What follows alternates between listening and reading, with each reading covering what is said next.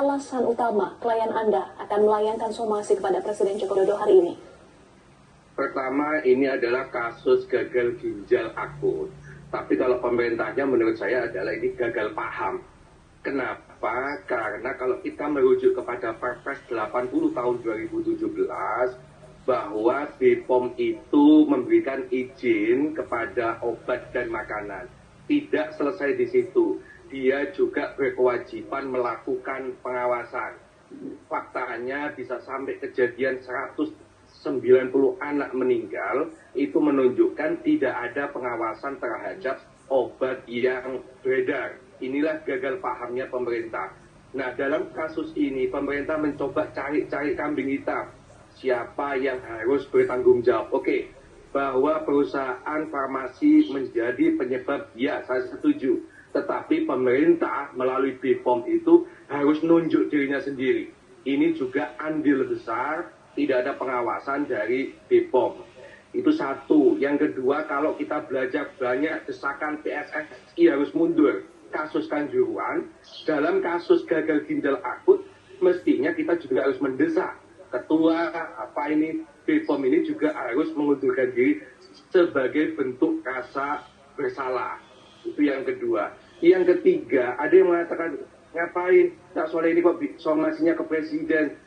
Harus kita ingat presiden itu adalah pemimpin tertinggi di negara kita. Kalau kita mau belajar dari kasus dulu, Lumpur Lapindo, zamannya Pak SBY, itu tidak mengambil opsi hukum dulu. Sebab berbahaya, Mbak, kalau ini tiba-tiba BPOM itu ngambil opsi dilaporkan ke polisi. Hukum kita ini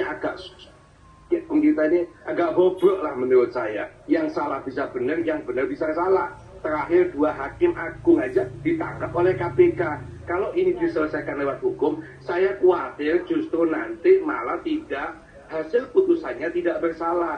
Kalau hasil putusannya tidak bersalah, lantas siapa yang bertanggung jawab adanya 190 anak mati karena gagal ginjal akut? Ini yang menjadi argumentasi kita.